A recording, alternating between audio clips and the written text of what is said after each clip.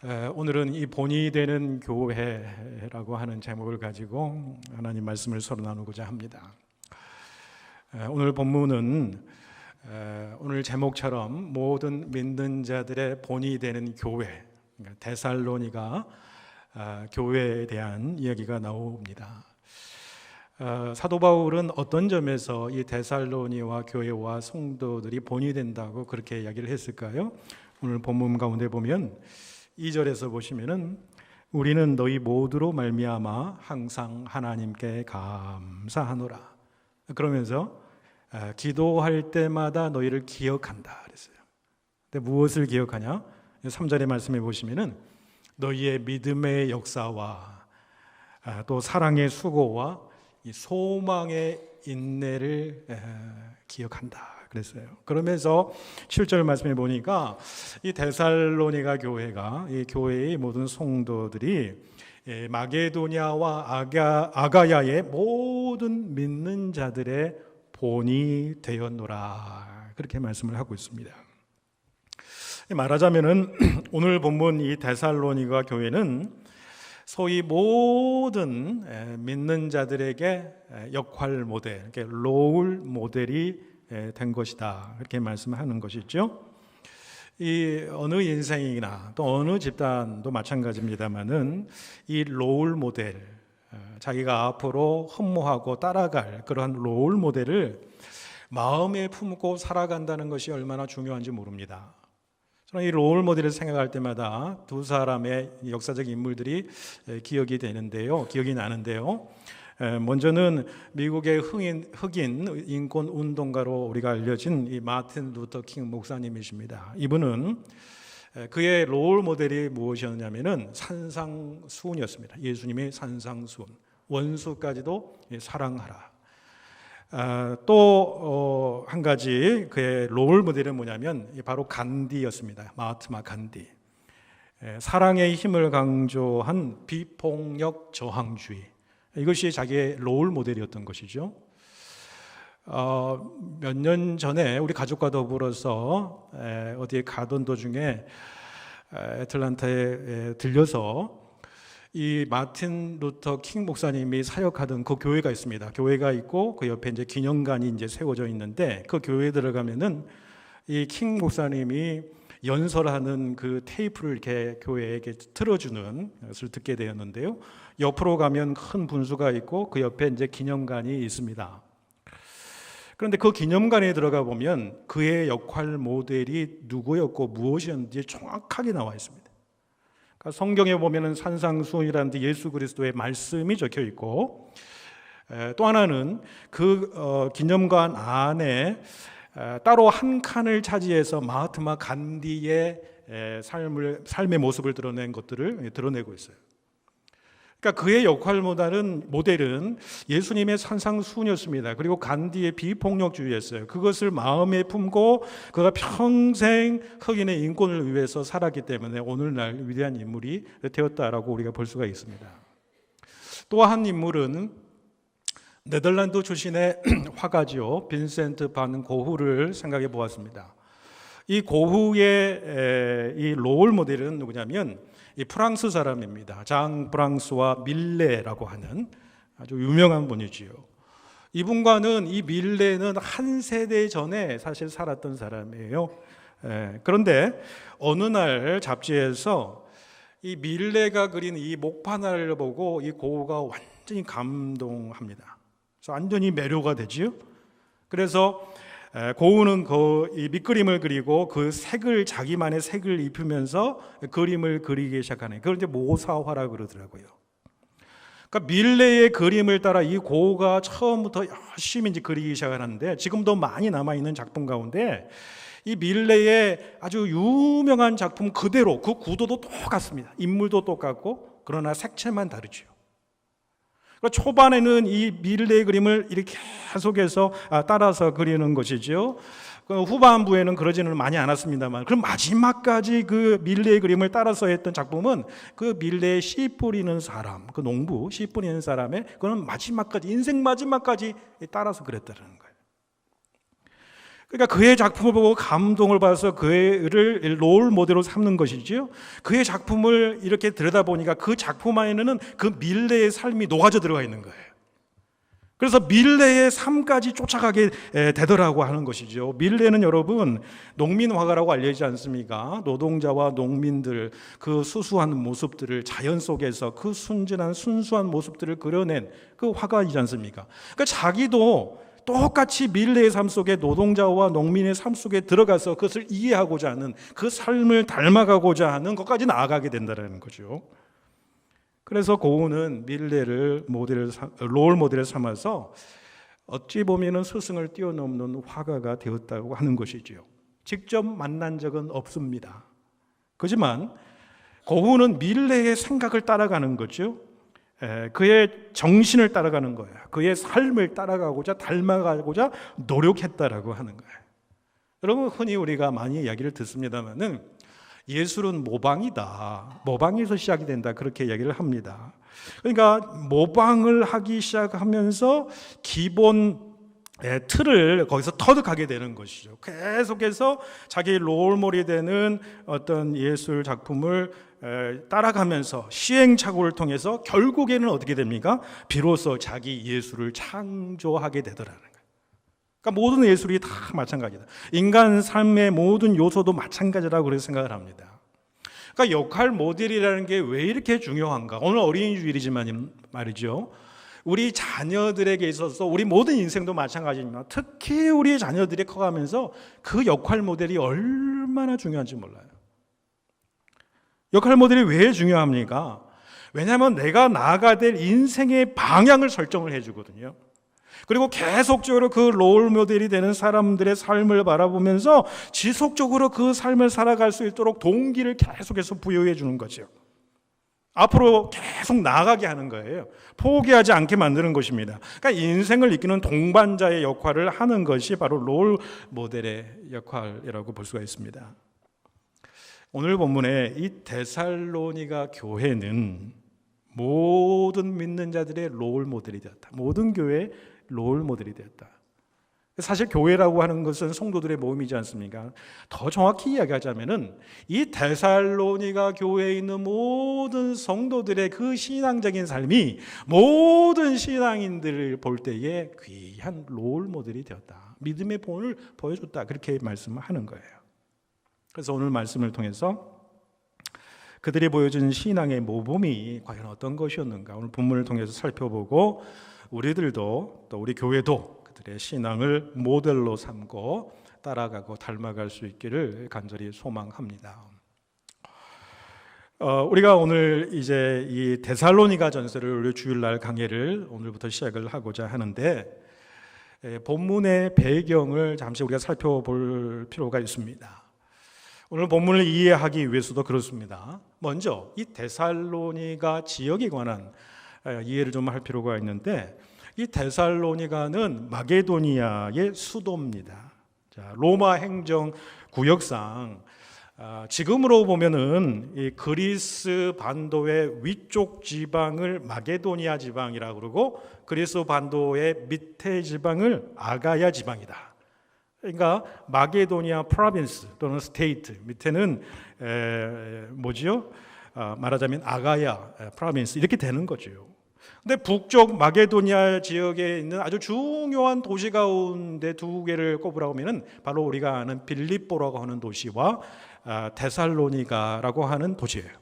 그리고 남쪽의 아가야 지방으로 내려오게 되면 가장 유명한 도시가 뭡니까? 우리가 잘 아는 아테네예요. 아덴이라고 하는 도시, 그 다음에 고린도라고 하는 도시가 아주 중요한 도시지요. 이 데살로니가라고 하는 도시는 이 마게도니아 지방의 정치, 문화, 상업의 중심입니다. 또 이 교통의 중심지인데 요충지라고 이야기가 되는데 이 이태리 로마에서부터 콘스탄티노플 대제가 이 동방의 로마 제국을 설립하지 않습니까? 그래서 지금으로 보면은 터키의 수도죠. 이스탄불이죠. 터키 수도는 아니죠. 아무튼 이스탄불이죠. 거기서 콘스탄티노플이라고 해서 동방의 로마 제국을 다시 세우지 않습니까? 그러니까 서저국의 로마에서 배 타고 가면서부터 이 그리스 반도를 통과해서 바로 이 여기 콘스탄티노플까지 이르는 도로가 비아 에그나티아라고 하는 도로입니다. 그런데 이 도로의 가장 중심에 있는 도시가 어디냐면 바로 이 데살로니가라는 거예요. 그리고 이 데살로니가는 에게 주변의 항구 도시입니다. 오늘날에도 그리스에서 가장 큰 도시는 아테네입니다. 그 다음으로 큰 도시가 어디냐면 바로 데살로니가, 지금으로는 데살로니키라고 이렇게 부릅니다. 마치 우리 한국을 들어서 예를 들자면은 아테네가 서울이라고 하면은 이 데살로니가는 바로 부산 정도 된다고 볼 수가 있는 거지요. 자, 그러면 바울 일행이 데살로니가에 오게 된 배경을 우리가 좀 살펴볼 필요가 있습니다. 사도 바울이 세계 1차 세계 전도 여행을 갈라디아 지방을 중심으로 해서 1차 전도 여행을 마치게 되지요. 그리고 나서 바울에게는 소망이 마음 가운데 있습니다. 그것은 뭐냐면 소아시아 지방을 복음화해야 되겠다. 이 소아시아 지방의 가장 핵심 도시는, 중점 도시는 에베소라고 하는 곳입니다. 그래서 에베소에서 이 소아시아 지방의 복음을 전하기를 원했던 거예요. 그런데 하나님께서는 그 길을 계속해서 막으시는 거예요. 자기의 뜻은 에베소로, 소아시아로 가는 것인데 하나님께서 그 길을 계속해서 막으시는 거예요. 그래서 성령의 인도로 말미암아 드로아라고 하는, 트로이라고 하는 지역에 이르게 됩니다. 그곳에서 성령께서 환상으로 깨우쳐 주시잖아요. 환상 가운데에 마게도냐 한 사람이 사도 바울을 바라보면서 다 손을 흔들면서 마게도냐로 건너와서 우리를 도우라. 그 환상을 보고서는 이것이 유럽으로 가는 것이 하나님의 부르심이구나. 그걸 인정하게 되지요. 그래서 배를 타고 찾아간 그 그리스 반도 위지방 마게도니아의 첫 성이 어디냐면 바로 빌립보라고 하는 곳입니다. 거기에서 사도 바울은 루디아라고 하는 자색 옷감 장사를 만나게 되고 그곳에 이 교회를 세우게 되지요. 그러면서 점치는 귀신 들린 여종에게서 귀신을 쫓아내는 사역을 하게 됩니다. 그런데 그 주인이 그 종을 통해서 돈을 많이 벌었던 모양이에요. 근데 귀신을 쫓아내니까 점칠 수 없으니까 이 사도 바울 일행을 관가로 끌고 와서 고발을 해버려요. 그래서 사도 바울 일행이 어떻습니까? 그곳에서 매맞고 옥에 갇혔다가 나중에는 풀려서 빌립보를 떠날 수밖에 없는 상황이 되지요. 자, 이 빌립보를 떠난 사도 바울 일행이 다시 찾아가서 교회를 세운 곳이 어디냐? 바로 오늘 본문의 데살로니가 교회예요. 사도행전 17장 말씀해 보시면은 이 데살로니가 전도에 대해서 나오게 되는데, 이 데살로니가 전도 여행 때에 사도 바울이 약 3주 동안밖에 머물진 않았어요. 3주 연속 걸쳐서 유대인의 회당에 있는 곳에 가서 복음을 전하니까 그 3주 동안에 수많은 선교의 열매들이 맺히게 되는데, 말씀해 보시니까 경건한 헬라인의 무리들이 사도 바울을 따랐다. 예수를 믿게 되었다. 그리고 적지 않는 많은 귀부인도 고난을 받고 사도 바울과 실라를 따랐다. 그렇게 이야기를 하고 있습니다. 이렇게 복음의 역사가 이루어지니까 그것 역시 사단과 마귀의 방해가 없을 수가 없겠지요. 유대인들이 시기하는 것입니다. 질투해서 어떻게 됩니까? 시장의 불량배들을 쫙 모아가지고 선동해서 떼를 지어서 소동하게 만들어요. 그리고 바울과 실라 일행이 머물던 야손의 집입니다. 야손의 집에 쳐들어가게 되는 거예요. 그런데 때마침 그 야손의 집에 바울 일행이 없었던 것 같아요. 그래서 그 무리들이 어떻게 되냐면 집주인 야손과 몇 형제들을 읍장에게 고발을 합니다. 그러면서 고발 내용이 뭐냐면, 천하를 어지럽히게 하던 자들이 이곳에도 왔고 야손이라는 사람이 그들을 영접하고 그들을 환대했다는 거예요. 이 사람들이 황제의 명령에 거역하면서 하는 말이 무엇이냐면, 우리에게는 다른 임금 예수라고 하는 메시아가 있다, 이렇게 선포한다는 거예요. 그래서 야손은 바울에게 협조했다고 붙잡히게 되고 보석금을 내고서야 풀려나게 됩니다. 더 이상 이 바울 일행이 이 데살로니가에 머물지 못하게 됐던 것이죠. 그래서 밤에 베레아라고 하는 곳에 가서 복음을 전하게 됩니다. 이 베레아에서 복음을 전하고 나서 그 밑에 지방으로 내려와서 아테네에서 복음을 또 전하고 나중에 최종적으로는 고린도로 내려가는 거예요. 그래서 고린도에서 1년 6개월 동안 거기에 머물면서 복음을 전하게 됩니다. 이게 2차 선교 전대 여행 가운데 있었던 이야기예요. 자, 바울은 마게도니아 지방에서 아덴으로 내려올 때 혼자 내려왔어요. 그러니까 실라와 디모데를 마게도니아 지방에 너희들 여기서 머물고 있어라, 이 지방에 남겨놓고 혼자 아덴과 고린도로 왔던 것이죠. 그리고 나중에 고린도에 있을 때에 이 실라와 디모데가 나중에 합류하면서 사도 바울이 떠난 이후로부터 그 데살로니가 성도들의 그 교회의 상황들을 전해 듣게 된 거예요. 그런데 전해 들은 소식이 무엇입니까? 이 데살로니가 교회가 너무너무 짧은 시간이었지만 복음을 받게 되었다라는 거예요. 그렇지만은 수많은 어려움과 핍박이 있었다라는 거예요. 그럼에도 불구하고 가장 모범적인 교회로 성숙해가고 성장해 간다는 소식을 바울이 듣는 거예요. 그러니까 바울이 너무 기쁜 거죠. 너무너무 감사한 거예요. 그래서 고린도 지역에 머물면서 데살로니가 교회의 기쁨과 감사의 편지를 썼던 내용이 여러분 우리가 읽은 본문의 말씀이다. 자, 그러면 어떻게 이 데살로니가 교회는 모든 믿는 자들의 본이 되었는가를 보지요. 여러분 5절 전반부에 보시면은 이렇게 말씀합니다. 이는 우리 복음이 너희에게 말로만 이른 것이 아니라 또한 능력과 성령과 큰 확신으로 된 것임이니라, 그렇게 말씀해요. 그러니까 데살로니가 교회가 믿음의 본이 된 것은 복음의 놀라운 능력이 그 가운데 있어요. 성령의 역사가 있었고요. 또 그것을 받아들인 사람의 확신이 그 가운데 있었다는 거예요. 여러분 복음에는 능력이 있습니다. 그래서 복음을 여러분 헬라어로 디나미스라고 이렇게 이야기하는데, 이 디나미스라고 하는 단어에서 파생된 단어가 여러분이 잘 아시는 다이나마이트예요. 그러니까 복음은 폭발력이 있다는 거예요. 감화력이 있다는 거예요. 그러니까 놀라운 이 하나님의 복음의 놀라운 역사는 성령의 역사고 하나님께서 주도적으로 이끄신 역사였다라고 하는 것이에요. 자, 그러면서 9절 말씀에는 이 복음의 역사가 어떻게 데살로니가 사람을 뒤엎었는가를 우리 설명해 주고 있는데, 9절 가운데 말씀해 보면 이렇게 말씀합니다. 너희가, 그러니까 고린도 교회가, 고린도 교회 성도들이 어떻게 우상을 버리고 하나님께로 돌아와서 살아계시고 참되신 하나님을 섬기는지, 그렇게 말씀해요. 우상을 버리고 하나님께로 돌아와서 하나님을 온전히 섬겼다라는 거예요. 복음을 받아들이면서 과거 하나님을 모르고 섬겼던 모든 것들, 모든 우상들을 다 버렸다라고 하는 거예요. 그런데 여러분, 이 한마디 단어지만은 여러분 이게 쉬운 일이 아닙니다. 왜 그러냐면 당시 헬라 문화권에 있는 사람들에게 있어서 그 우상을 섬긴다라고 하는 것은 무엇을 의미하냐면 그들의 삶 자체를 이야기하는 거예요. 그들의 문화 자체예요. 그냥 숨쉬는 공간에서 살아가는 그 자체를 이야기하는 것입니다.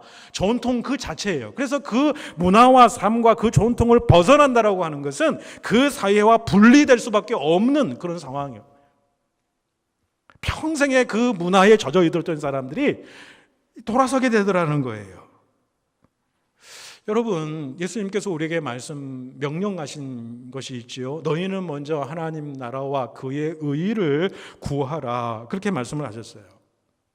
주님께서 그렇게 분명히 말씀하셨지만은 우리가 하나님 중심적으로 살며 하나님의 나라와 그의 의를 먼저 구하는 삶을 우리가 살아가는 것은 정말 사실 쉽지가 않아요. 하나님이 원하시는 대로 하나님의 뜻대로 우리의 삶을 살아간다. 하나님의 생각을 품고 우리의 생각과 우리의 주장과 우리의 뜻을 내려놓고 하나님의 온전하신 뜻과 그 의지대로 우리가 삶을 살아가고 생각하고 행동하고 말하고 삶을 살아간다. 이게 정말 쉬운 일은 아니다라는 거예요. 여러분, 현대적인 의미에서 우상이라는 것이 무엇일까요? 우상을 섬긴다는 것이 무엇일까요? 쉽게 말하면 저는 우선순위가 바뀐 것이라고 생각을 합니다. 하나님이 계셔야 할 자리를 대신해버리는 그 어떤 것, 그게 다 우상이에요.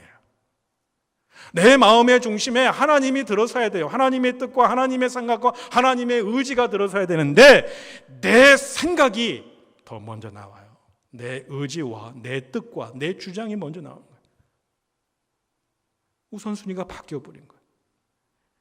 그때의 자아가 우리의 우상이 되는 거예요. 우상을 섬기는 거예요.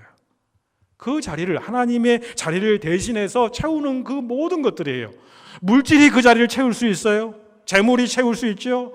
세상의 쾌락이 그 자리를 채울 수 있는 거 아닙니까? 세상의 욕망이 그 자리를 채울 수 있는 거예요. 이기적인 자아 중심적인 욕심들, 그것들을 이루고자 하는 마음들, 그 마음이 예수님보다 하나님보다 하나님 나라보다 그의 의를 위한 것보다 더 앞서는 거예요. 그 자리를 대신해버리는 거예요. 그게 우상을 섬기는 겁니다. 이 데살로니가 교인들도 예수 믿기 전에는 그런 사람들이었어요. 그런데 예수 믿고 보니까 자기 중심적 생각, 자기 만족, 세상 만족의 우선순위를 두던 삶이 하나님께 완전히 방향을 돌려서 하나님의 중심의 삶으로 바뀌었다라고 하는 거예요. 복음의 역사는 여러분 성령의 역사입니다. 또 복음의 역사는 말씀의 역사예요. 말씀의 역사는 성령의 역사로 또 또한 이루어지는 거예요. 그들이 복음을 받아들일 때, 말씀을 받아들일 때에 사람의 언어로 듣지 아니하고 성령의 역사로 큰 확신으로 들었다는 거예요. 성령께서 깨닫게 해주시는 대로 큰 확신이라는 것은 뭐냐면, 이건 사람의 말이 아니라는 거예요. 하나님의 말씀이, 복음이 하나님께로부터 온 것이고 하나님의 말씀으로 받아들이는 확신으로 받아들였다는 거예요. 그래서 복음의 능력이, 말씀의 능력이 그 사람들 가운데 들어가니까 지금까지 살아왔던 삶의 방식이 완전히 바뀌게 되더라는 거예요. 내 의지와 내 생각과 내 뜻대로 그렇게 삶이 바뀌지가 않아요. 인간은 참 힘들어요. 연약한 본성 때문에 자기 중심적인 그 사고와 방식과 자기 이기적인 욕망을 채우고자 하는 마음, 자기 중심적인 자기 만족, 이기심, 세상 욕망, 욕심을 내려놓기가 참 너무너무 힘들어요. 그런데 그것을 가능하게 하는 것이 무엇이냐면 복음의 능력이에요. 복음의 능력. 십자가의 능력이라는 거예요. 부활의 능력이라는 거예요. 성령의 능력으로만 가능하다라는 거예요. 근데 그 점에 대해서 본문은 어떻게 또 보충해서 얘기를 하고 있냐면 6절 말씀을 보십시오. 6절 말씀 짧은 한 구절입니다. 굉장히 중요한 구절이라고 저는 생각을 하는데 6절 말씀 함께 봉독하시겠습니다. 시작. 또 너희는 많은 환난 가운데 성령의 기쁨으로 말씀을 받아 우리와 주를 본받는 자가 되었으니. 그랬어요. 자, 데살로니가 교회에 복음이 전해진 다음부터 고난이 뒤따라요. 성도들 가운데 고난이 뒤따라요. 많은 환난이라고 사도 바울이 이야기를 하잖아요. 평안할 때가 아닙니다. 어려울 때, 환난을 당할 때에 복음을 받아들이고 말씀을 받았는데 이게 웬일이에요? 성령께서 주시는 기쁨이 그 가운데 가득한 거예요. 세상이 주는 기쁨이 아니에요. 신령한 기쁨이라고 볼 수 있는 거예요. 경험해 보지 못한 사람은 알 수 없는 기쁨. 내 내면 가운데 성령이 임재하시고 예수 그리스도가 임재함으로 상황과 관계없이 내 안에 내면 깊은 샘 속에서 흘러나오는 그 참 기쁨이 흘러넘치게 되더라고요. 여러분, 환난과 어려움 속에서도 영혼의 기쁨이 있고 넉넉히 이길 수 있는 능력이 어디서 오냐? 성령의 능력으로 말미암은 말씀의 능력 가운데에 있다는 거예요. 그 말씀을 확신 가운데 받을 때 있다는 거예요. 왜? 하나님의 말씀은 인격이에요. 살아있어요. 생명력이 있다는 거예요. 2차 세계대전 때에 그 영국 런던에서 있었던 일입니다. 독일 군 비행기가 하루에도 수십 대씩 날아와 가지고 런던 시가지와 그 해안가를 완전히 융단 폭격하는 거예요. 전쟁이 끝날 무렵이 되니까 이 런던에는 그동안 이 런던에서 자라지 않았던, 볼 수 없었던 이상한 꽃들이 막 해안가와 런던 주변에 퍼지기 시작한 거예요. 너무 이상하잖아요. 그 식물학자들이 연구한 결과 그 꽃은 뉴질랜드 해안에 많이 피는 꽃이다라는 걸 밝혀졌어요. 그 꽃씨는 바람과 물결을 따라서 영국에까지 날아왔던 것이지요. 그래서 땅속에 파묻혔는데 씨가 바라알 수 없는 그 딱딱한 땅 가운데 숨겨져 있었던 거예요. 그런데 폭격으로 흙이 막 뒤집혀지니까 묻혀 있었던 꽃씨들이 싹이 나서 꽃밭을 이루었다는 거예요. 전쟁의 파괴로 괴로움을 당했던 영국인들은 이 꽃이 피어남을 보고서는 이 전쟁의 파괴 속에서도 반드시 일어날 것을 확신하고 용기를 얻었다. 그런 얘기입니다. 성도들에게 뿌려진 생명의 말씀은요, 우리가 어려움 당할 때, 환난 당할 때, 시련 속에서 그 가운데 소생하는 절호의 기회를 갖게 되는 거예요. 데살로니가 교회 성도들이 그것을 직접 체험한 겁니다. 말씀에는 생명력이 있거든요. 또 자라게 하거든요. 또 열매 맺게 하거든요. 말씀은 우리 심령 가운데에 성령의 인도하심 따라 심게 되면은 우리가 어려움을 당할 때, 우리가 환난과 시련 속에서 그 말씀이 발화해서 그 말씀의 생명력으로 우리가 넉넉하게 이길 수 있는 능력을 주게 되더라는 거예요. 좌절과 실망과 절망의 때에 우리가 넘어지고 실족할 때가 있어요. 그런데 우리를 다시 붙잡아 다시 일어서게 할 수 있는 능력은 말씀의 능력이라는 거예요. 성령께서 깨닫게 하시고 성령께서 함께 하시는 말씀의 생명에 있는 역사예요. 그 역사를 말씀 가운데 체험할 수 있는 저와 여러분 될 수 있기를 축원해 드립니다. 마지막으로 이 데살로니가 교회가 믿음의 본이 된 것은 무엇이냐? 오늘 본문의 마지막 절 10절 가운데에 나와 있습니다. 마지막 절 10절을 우리 한 목소리로 같이 봉독하시겠습니다. 시작. 또 죽은 자들 가운데서 다시 살리신 그의 아들이 하늘로부터 강림하실 것을 너희가 어떻게 기다리는지를 말하니 이는 장래의 노하심에서 우리를 건지시는 예수시니라. 아멘. 재림주로 오실 주님에 대한 소망이 데살로니가 교회 성도들한테 있었다는 거예요. 여러분, 재림에 대한 소망은 실질적인 능력이 됩니다. 피안의 이 세계의 어려움을 모면하기 위해서, 피하기 위해서 저 피안의 세계로 도망쳐버리는 것이 재림에 대한 신앙, 그 소망은 아닙니다. 실질적인 능력이 있다는 거예요. 프랑스 속담 가운데에 이런 속담이 있습니다. 소망이란 살아있는 자에게만 있는 것이다 그랬어요. 그러니까 다시 말하자면은 우리가 살았지만, 육신적으로 살았지만은 소망이 없으면 사실은 죽은 사람이나 마찬가지예요. 우리가 살아있게, 생명이 있게, 생명력 있게, 살아있게 하는 힘은 어디서 오냐? 이 소망이라고 하는 소망. 우리가 살아갈 수 있는 능력을 주는 거예요. 그래서 마야족 사람들은 소망을 이렇게 표현을 했어요. 무엇에 걸려 있는 것이다. 이 소망이 그거라는 거예요. 즉, 여러분이 하나님께 우리가 소망을 준다라고 하는 것은 뭐예요? 우리가 하나님께 걸려 있습니다라고 하는 뜻이라고 하는 거지요. 우리가 하나님 앞에 걸려 있다라는 건 뭐예요? 하나님과 연결되어 있다는 거예요. 하나님과 커넥션을 이루고 있다라는 거예요. 하나님과 관계하고 있다라는 거예요. 하나님 안에 있다는 거예요. 그런 한 우리에게는 소망이 있고 그 하나님이 계시기 때문에 지금의 삶을 견디어낼 수 있는 거예요. 그런데 하나님과의 끈이 끊어져 버리잖아요. 하나님과의 단절이 이루어져요. 그러게 되면 어떻게 해요? 그게 절망이라는 거예요. 절망이라고. 그게 죽음이라는 거죠. 데살로니가 교회는 주님의 재림을 기다리고 소망하는 교회였습니다. 그들이 가진 신앙을 우리 현대적인 신앙 용어로 이야기하자면은 종말론적인 소망을 품은 자들이다. 그렇게 말씀할 수 있을 것 같아요. 그게 무슨 이야기입니까?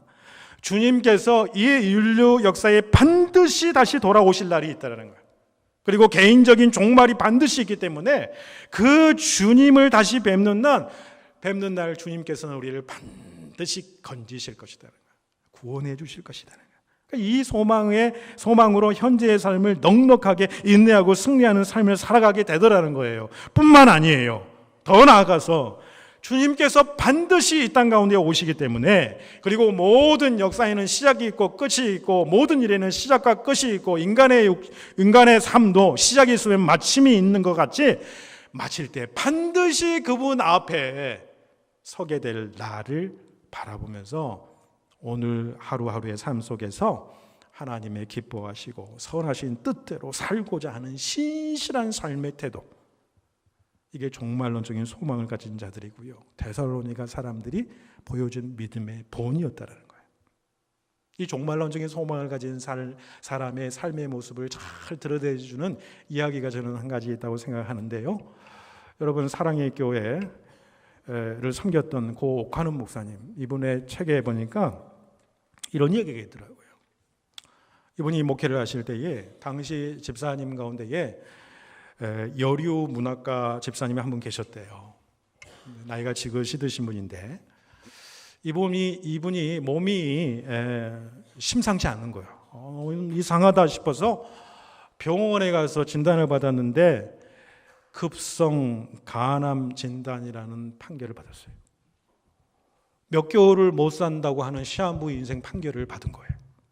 그래서 의사는 수술을 받으라 라고 했는데 몇 개월 못 산다고 그러니까 수술하지 않고 내 삶을, 내 마지막을 내가 스스로 준비하겠습니다. 그렇게 마음을 품은 거죠.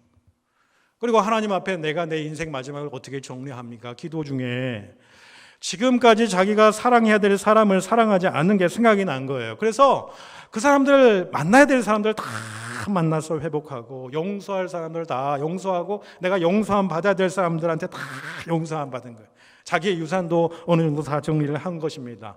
갚을 돈 다 갚고, 또 마음속에 늘 짐이 되었던 선교지, 선교사님들이랑 선교 헌금도 내고, 교회 헌금도 내고, 또 유언서도 다 작성을 했어요. 이제 기다리는 거예요, 하나님 앞에 갈 날을. 그런데 이상하게 별로 더 병세가 나빠지는 증상이 없는 겁니다. 이상하다. 그래서 다른 큰 병원에 가서 정밀 진단을 받았더니 그게 오진이었다는 거예요. 그래서 얼마가 지난 다음에 옥 목사님께서 그 집사님을 만나서 물어보셨다는 거예요.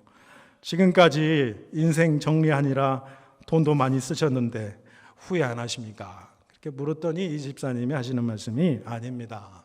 제가 지난 몇 달처럼 인생을 참 의미 있게, 가치 있게 살아본 적이 없더라고요.